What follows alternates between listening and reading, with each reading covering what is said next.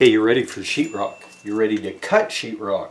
There's some really easy, fast ways to do it without snapping a line and drawing a bunch of pencil lines and stuff like that.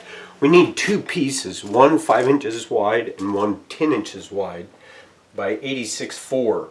Sheetrockers go in 1/8 of an inch, not 16ths. So when they say 86.4, that's 2/8 of an inch, which means 86.5. That's just the way they call the numbers out, the way they measure. 86.3 would be 86 3/8, 86 7, 86 7/8, and so on. So, really good way to cut fast and efficient. First one's going to be 5 inches. Take your knife and put it right on that edge. Then take your finger and put it on the 5. And you're going to come over here, and then you're just going to slide that down. Just like that. That is straight as straight can be. Now we need another one at 10, so we're just going to go 10 inches down from there, right at the 10 inches, right on the mark where we cut. Same thing, we've got our knife right on the edge of that tape, and then we're just going to cut, just like that, and then we're going to snap it. First one, simple, ready to go. So we'll just back cut that like so. Bring it back, here's one. Next one, there's two.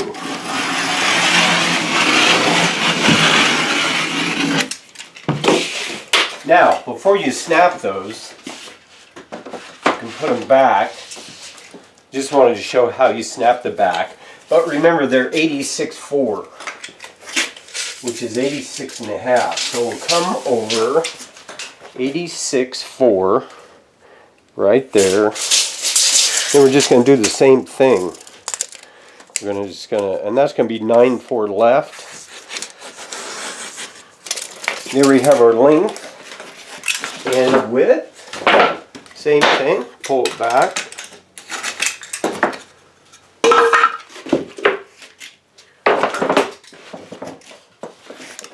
You can do it this way too. And there you go.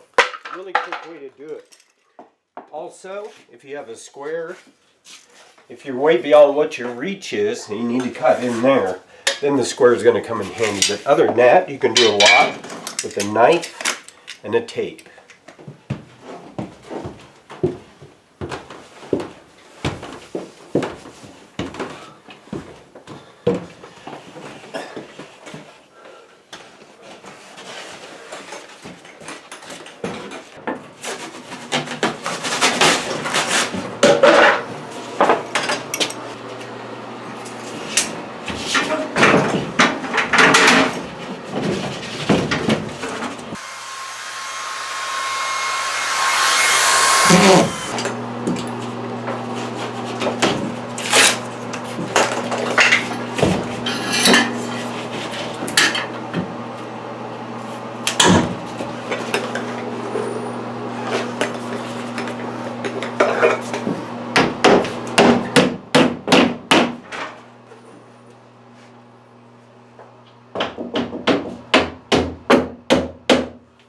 Alright, last piece. Actually, it looks like a room now. Awesome. Next step, taping. Taping the joints. Then we'll do some cool texture. If you're going to hang sheetrock, get yourself one of these. It's called a kicker. And a really good thing to do on a concrete floor is put a piece of 1/2 inch sheetrock as a guide, and then lift your sheetrock off the cement floor a 1/2 inch. That way it won't wick up any moisture if there isn't.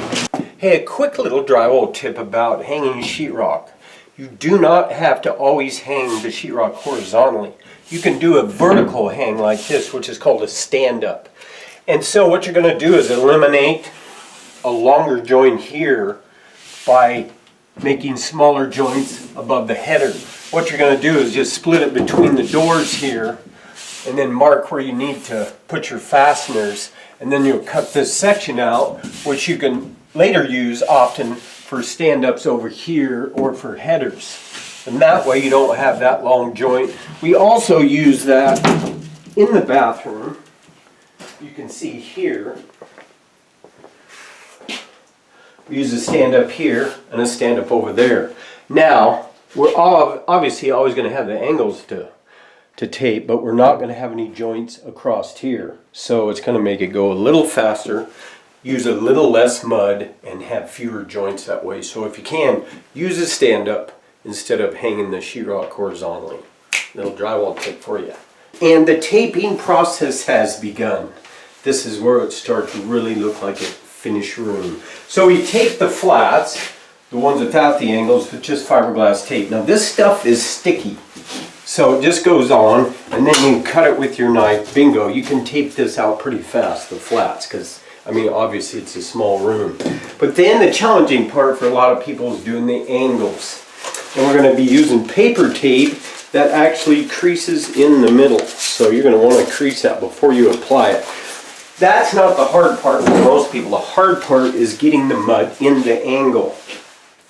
The best way to do that, you can buy those little angle tools, those 90-degree tools, but they really don't work as well as this process. You got a pan full of mud there. You're going to take your broad knife, which is 5 or 6 inch. That's usually the best. You can use a 4-inch too. But you're going to take it and you're going to run that mud in the corner. And you're going to be pulling it off the pan onto your knife like that. Then you're going to go into the corner, put some pressure on the inside of the corner. And we got a lump. This is 90-minute mud, by the way, so if you're going to use 90-minute, go ahead and try to not mix too much. Like you can see here, I've only mixed a little bit to run the angles, because it'll start setting up and becoming lumpy like that. So run that across like that. Now another way you can do it, if you don't find that very easy, is you can take mud on the edge of your knife like this, and then go ahead and put pressure on the edge of the knife and then go along the angle. So you got that coated. Then you're going to take your tape and you're going to get a measurement by just holding it here. Go ahead and cut it with your knife. Then you're going to pre-crease that. All the tape comes with the crease in the middle. Going to do that really good. Then you're just going to put it up there like so. Once it's up there, go ahead and put some pressure on the tape. And you don't want to squeeze all the mud out, because then you won't have any mud behind the tape and it will blister. Because you're going to be putting a second coat on this tape. And there you go. That's all there is to it. And that's the angles. So we're going to be doing the angles twice. That initial coat and then the second coat. And it's really important also to make sure you clean off, feather that edge. On this side we have metal, so we're going to be running that full bore. But make sure if you have an angle, feather those edges off, because what will happen is when you go back to put the second coat on, there'll be a edge there. You'll have to sand that off. You can do drywall without sanding. It's really easy by just making sure you feather those edges off. With this, once that's dry, you can scrape those lap joints off, but you can do it without sanding. Is the greatest thing, because man, that sanding's nasty. A lot of people use a wet sponge to feather things out, but that's the key. Make sure you feather these out. Same with when you spot your screws. If you spot your screws, just run that tight, because what that's going to do is fill that in. The nice thing about fast set mud, it doesn't shrink as much as all purpose. So if you're doing it with fast set, you're not going to get the shrinkage. So you probably only need to hit those screws twice. With nails, you do it 3 times. But this is all screwed off, so the only nails are in the perimeter on the angles, and those are going to get covered with tape. Later on, we'll go ahead and coat this with some mortar and prep that for tile. While this is drying, we'll go ahead and go on to the tile, and we'll be able to do both kind of at the same time. And that's the taping process. Once we get this nice and smooth and even, and it's really easy to check too, because you can just simply put a knife blade on there and there's no light coming through there, that's flat. Because remember, when drywall comes together on the uncut edges, on the horizontals, it has a tapered edge. And that's to accommodate the tape and mud. So you're going to fill that in. The only butt joints we have in here, which is the worst kind of joints, are these right up here. And those are so small, and we'll just flush those out by going on another coat. The ceiling, you know, we'll fill that in too. If there's any problems, maybe during the hanging process, you got a little wide on your box, you can just fill that with that fast set mud. And that'll be good because there's going to be an outlet and a cover there. So we'll go ahead and tape this out. First coat, taping. Second coat on the angles and the flats. We'll be looking at the flats again for possibly a skim coat to make sure everything's nice and smooth. And then we're going to put a hand texture on it. So we don't have to get like what's called a smooth wall because it will get some texture. We're ready for texture. Couple different ways. Obviously, you're going to want to do a nice texture that you're going to like down the road.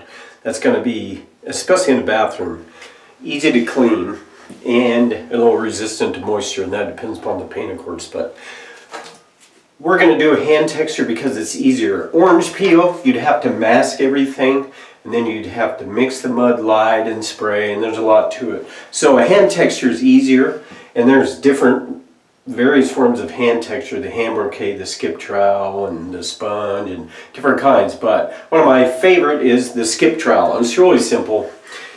A hawk and a trowel. This is a pool trowel. It does it rounded edges. That's sometimes easier for people, but you can use a square one. You don't have to go out and buy a hawk and a trowel. You can do it with a piece of plywood and a knife, a wide knife, 12-inch knife. But normally it's done with hawk and trowel. So it's simple. You just put some mud on this trowel, and it's all various forms. It's like a snowflake. It's never two the same. And then you can start up here and just kind of move along and skip it around. And you can change your pattern. You can move your blade, your trowel different ways. And you're going to find places where maybe you missed.